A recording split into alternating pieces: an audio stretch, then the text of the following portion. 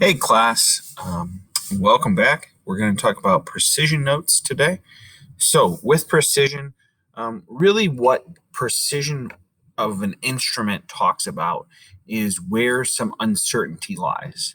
Okay, so where do we really know a number to, and then where is there possibly a little bit of an estimation, but not a full estimation. Like we kind of know it's there, but we have a little bit of doubt on that number.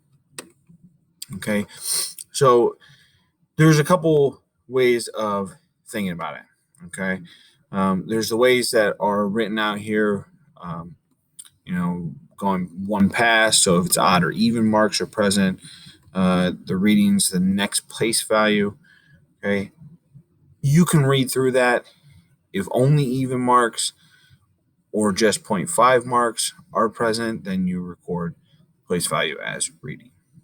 Okay, so for example, I like to look at these ones. And you're going to have plenty of practice. There's a nice long worksheet with this. So I'm going to be honest, it can be a little challenging the first couple of times, but once you get it, you kind of got it. So don't get frustrated. Just keep trying. And if you have questions, let me know.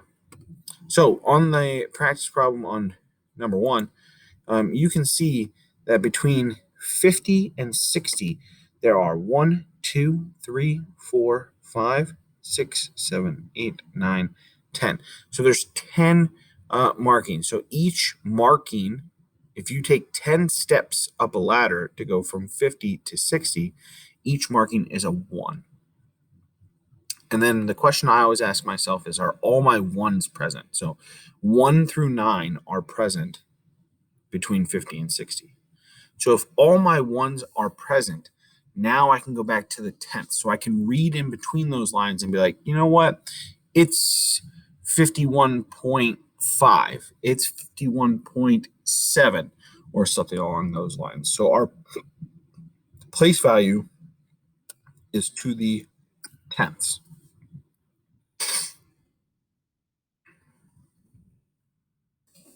Now the place value on the other side, between 9 and 11, we have 1, 2, 3, 4, 5, 6, 7, 8, 9, 10 steps. So if you're going between 9 and 11 and you're trying to go up, the markings would have to be 2/10. Okay, because you're going up by, there's 2, and if you divide that by 10, each marking is 2 tenths of a milliliter. You can see that it has a marking of 10 milliliters here. So between 9 and 10, there are only 5 steps, meaning that you have 1 divided by 5, giving you to the tenths. This cylinder or pipette still has a reading to the tenths for precision. And here's why it has that reading to the tenths for precision. Are all my tenths there? Do I have a marking for every single one? I don't. There's only one marking for every 2/10. So therefore, I can read in between those tenths, but I can only say, hey, so if not all the tenths are there, I can only read to a tenths place. Okay. Now, so I'm going to write these down. So if all of a place value are present, then go to the next place value back.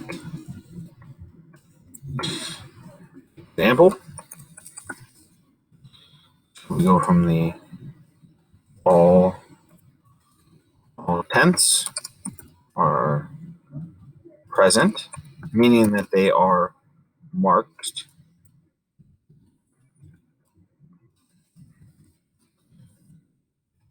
Precision is 2 the hundredths place value.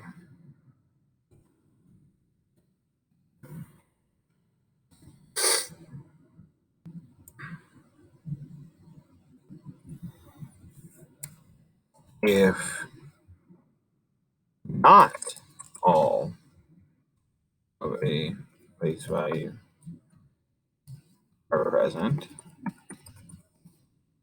then then stay in that place value. Okay, and for example,